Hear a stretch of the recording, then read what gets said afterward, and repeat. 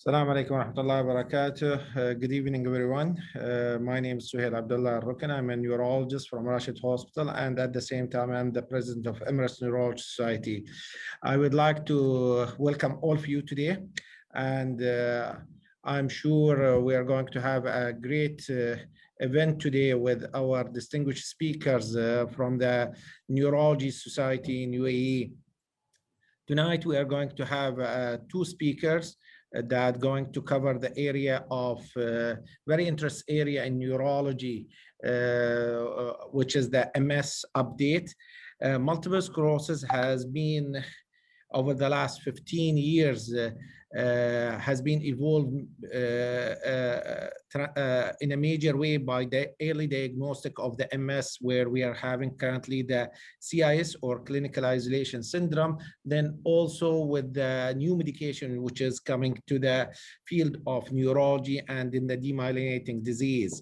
Over the last 5 years, there's more than different 6 new medication with different way of delivering these medication came to the market of MS. And I'm so proud to say that in UAE, we are usually the second country after the US or the European country to have these medication in the region of Middle East.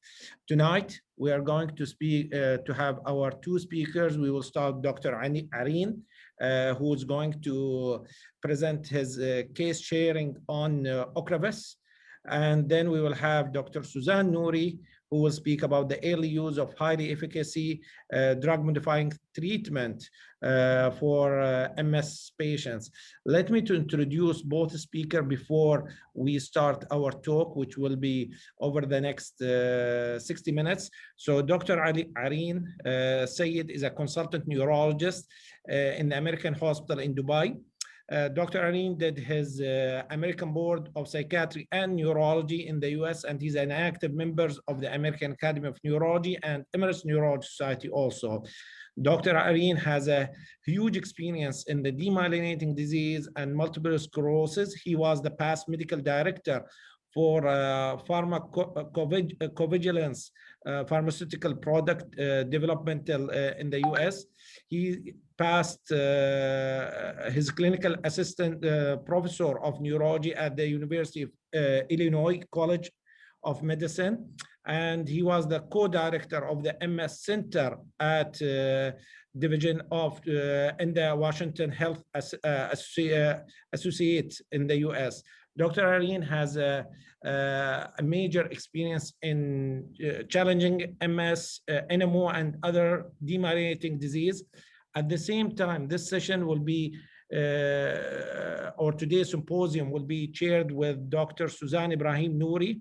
Dr. Suzanne is a senior consultant neurologist at University Hospital in Sharjah, and she's also assistant professor in the Medical College of University of Sharjah at the same time. Dr. Suzanne did her training, MBBS, at Khartoum University, where she became a clinical MD in medicine from the same university. Dr. Suzanne is a fellow of Royal College of Physicians of Edinburgh and fellow of Royal College of Physicians at Glasgow also. At the same time, she's a member of the American Academy of Neurology. Dr. Suzanne holds a co-joint academic responsibility at Medical College Sharjah University. Dr. Suzanne, one of the few female neurologists in UAE, where she's main focus area is MS. No further delay, I would like to ask our first speaker, Dr. Areen Sayed, to speak today about the case that he's going to share with us today about the Ocrevus in multiple sclerosis patients. Please, Dr. Areen, you can start. Okay, thank you, Dr. Suhail, for this introduction. Thank you for the Emmons and for Roche for inviting me to participate in this seminar. And I'd like to thank also Suzanne for being with me today and all the audience. Actually, today, I would like to share with you one case, and then I will try to approach this presentation different than usual. I will leave you with some questions, and I would like you to formulate your thoughts at the end of the presentation. We are talking about early MS and different available immunomodulating agents. I have this 35-year-old Hispanic young lady who came to see me in January of this year. Her main symptoms were concentrating on GI symptoms of vomiting, diarrhea for 2 weeks back in March of 2020. That resolved. She was under stress, and then she had recurrence of symptoms in September 2020. She moved from a European country to Dubai in early September. However, in November, she presented with imbalance and unsteadiness. Her past medical history was significant for asthma, factor V Leiden deficiency, and reported history of cerebral venous thrombosis in 2007. This is as per patient history. We did not have any medical records when we evaluated her. She drinks occasionally, very rarely may smoke. On exam in November, she had a slight white base gait and she was hyperreflexic. However, when I evaluated her in January of this year, she had only hyperreflexia on her exam. I will go through these MRI images with you.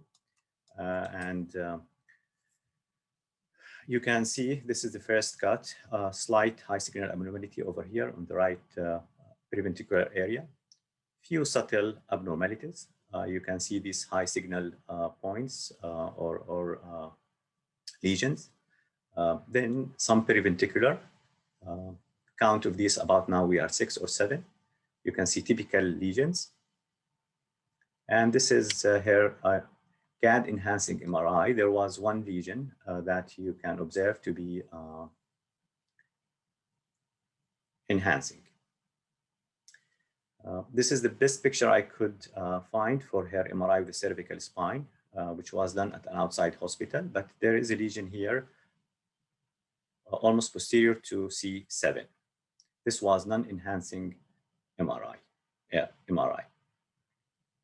Her initial blood workup revealed normal CBC, normal ESR, CRP, B12, ENA panel, and ANA, and her spinal fluid analysis revealed what we expect with patients who may have CNS demyelinating disease, purely elevated oligoconal bands that were isolated to the CSF. Now, I would like really to ask you a question for the audience. So this will be a polling question. What would be your diagnosis at this time based on the information you have provided? This is the question. And please, if you can start answering, I'll give maybe 30 seconds to answer. I would like treating physicians to be participating highly in this poll question, please. All right, we are going to stop the polling in 5 seconds. All right. So I would like to share the results with you. And actually, it's all over. 7% CIS, probably 40% between mild and moderate relapsing remitting MS, 20% highly active disease, and 33% reported this to be rapidly evolving aggressive disease, and 2% RIS. Okay, fair. We will comment later on these answers, but please keep these in the back of your mind, and maybe MCO will share this with us later. Okay. Very good. So now we'll continue the talk. Now, some people reported it is mild, moderate, or highly active RMS, and some people reported that this is the first event, clinically isolated syndrome. Just wanted to go over the McDonald criteria, the updated McDonald criteria from 2017, which takes us to those patients who had the first CIS attack. And technically, this patient had first attack. They had objective clinical evidence of one lesion. However, there was also dissemination in space by the presence of these multiple periventricular lesions that we have observed and the spinal cord lesion. So they meet actually the criteria for dissemination in space.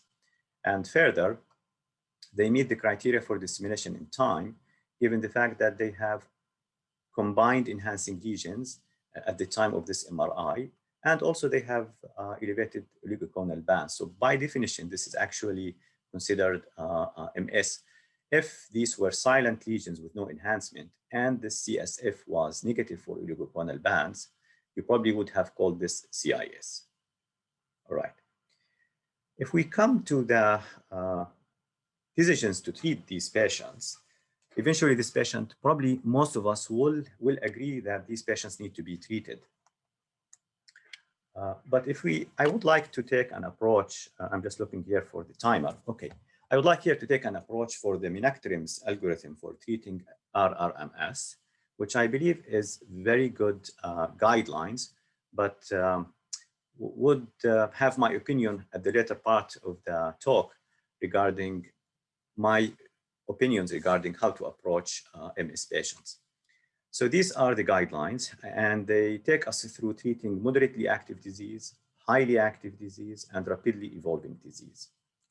The guidelines do not specify clearly what to do for mild early disease. They do not clearly advise regarding CIS patients based on this guidelines from 2019.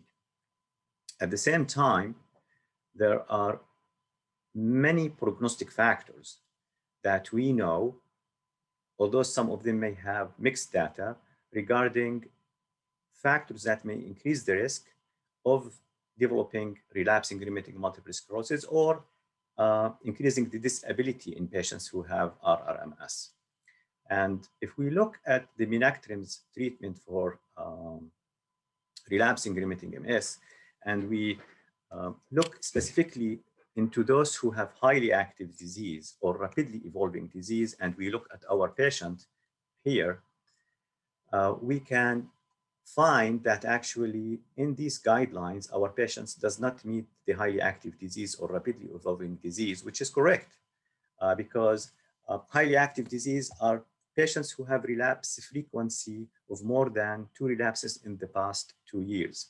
So actually, these who had more than 2 relapses in the last year, this patient is fresh. So although this patient may have high active disease, but by this definition, we may actually eliminate his chances or her chances of being on early treatment that is high efficacy. Then it talks about relapse severity or incomplete recovery from the relapses, or patients with high T2 lesion load on MRI, or multiple gadolinium enhancing lesions. This patient, we were able to capture single gadolinium enhancing lesion, but most likely all these T2 lesions that we captured, giving them more than 9 or 10 T2 high signal abnormalities on their brain MRI, were at one point enhancing. So maybe if the MRI was done 2 weeks earlier, we would have seen more than one gadolinium enhancing lesion. The guidelines also define rapidly evolving aggressive disease as the presence of 2 or more disabling relapses with incomplete recovery in the previous year and the high T2 lesion load on MRI, meaning more than 10 lesions. So if we look at these 2 definitions and we go back to these guidelines, this patient does not fully meet this high active disease as of now, but probably somehow in the moderate active disease or early active disease or CIS, as some of the people diagnosed him, although he actually meet the MS diagnosis. So this is another polemic question. Based on these guidelines and your knowledge about treating MS patient, what would you select for this particular patient? And let me just pull the polemic question. And please, for treating physicians, if you can vote, and also the panelist. This will be the question. If you please can answer, I would appreciate that. Okay, so we are ending the polling. Let me share the results with you. So these are the results here. almost 42% selected what would have been defined under the Minactrim's guidelines are acceptable for moderate MS, and almost 40% selected those who medications that may be effective for or considered for high active disease, and then 8% and 15% for cladribine and alemtuzumab separately. Okay, great. Please, if we can also keep these for the records for MCO, please. Very good. All right. We'll talk later about what was the treatment for this patient. I think patients who have selected interferon or glatiramer acetate or teriflunomide or dimethyl fumarate, probably leaning toward the efficacy data and maybe safety data, and maybe this patient has early disease, so they want to escalate, and probably people who choose C, D, and E are from those people who believe in high efficacy treatment early in the disease. Although we had seen about split of 40% for A and B and almost 50% for C, D, and E. All right. Now, looking at these criteria, some of these are in the guidelines indirectly to determine patients who have high active disease. But we don't comment usually on deciding treatment or not based on CSF analysis and the presence of oligoclonal bands, although we know that in patients with early in disease, those who have positive oligoclonal bands are at higher likelihood to develop further relapses compared to those who have negative oligoclonal bands. Patients who have high lesion load or gadolinium enhancing lesions, also who have motor symptoms, or they have higher MRI lesion load, all of these can increase the patient risk to develop secondary progressive MS or to progress from CIS to RRMS.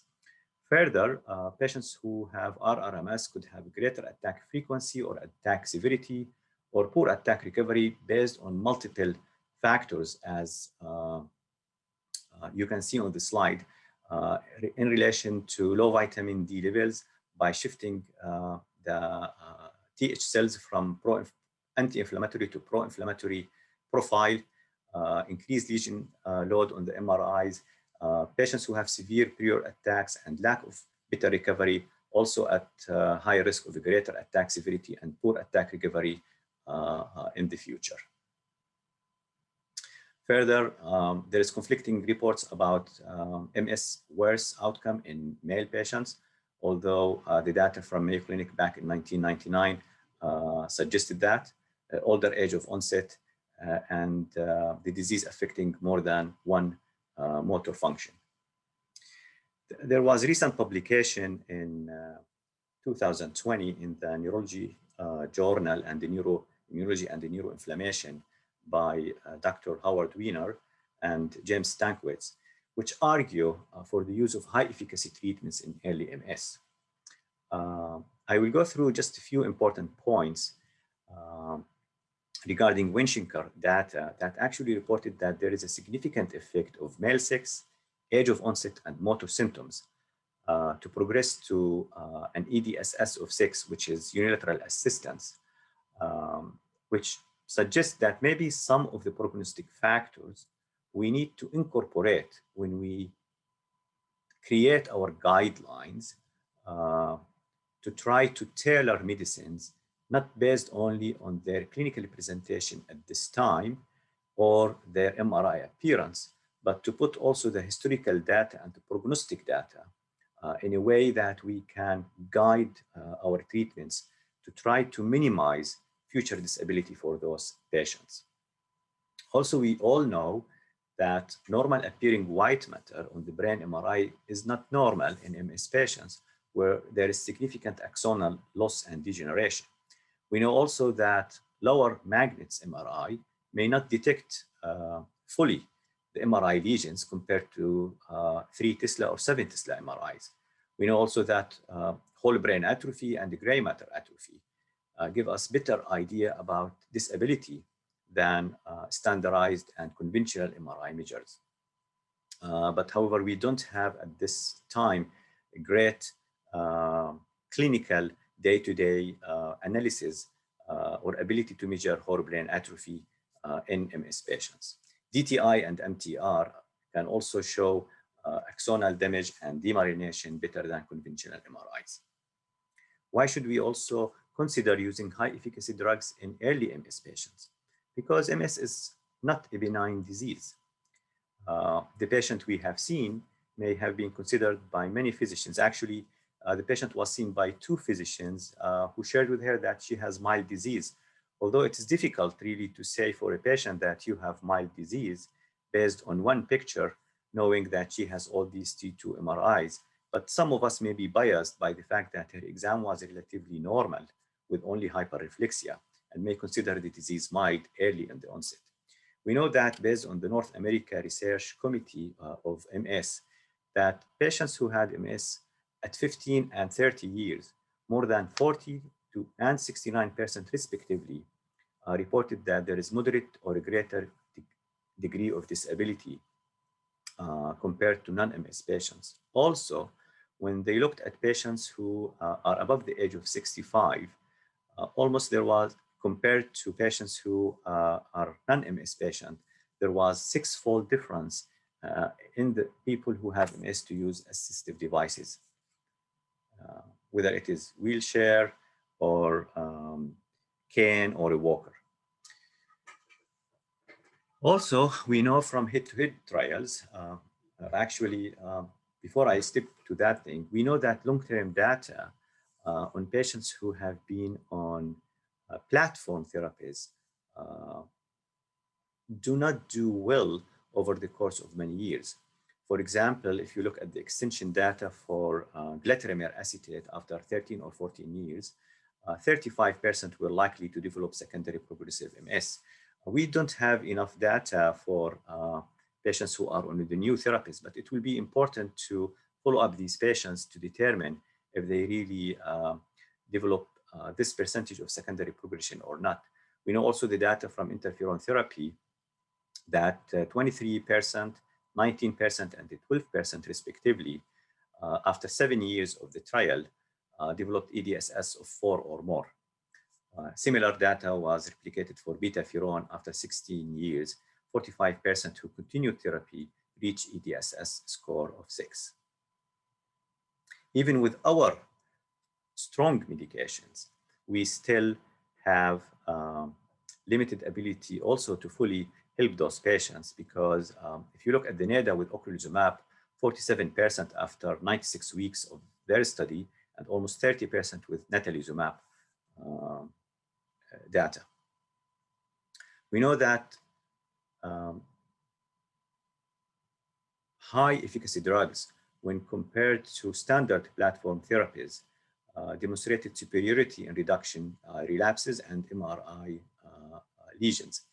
Alemtuzumab versus interferon in their CAMS trials, fingolimod versus interferon beta 1A, and also some data looking at MRI measures comparing dimethyl fumarate, Tecfidera versus glatiramer acetate were superior. And we know from the recent data, both ocrelizumab and ofatumumab were superior than platform therapies with their data comparing it to Rebif and Aubagio respectively. Again, earlier intervention might substantially alter the disease course and to prevent irreversible progression. However, later treatment might not confer much benefit, meaning the early stages of the disease are the high inflammatory component of the disease. And that is when we really need to treat patients with high efficacy drugs to shut down the inflammation, because in the later stages of the disease, degeneration will take over. And we don't have that strong medications to alter the disease course at the degeneration phase.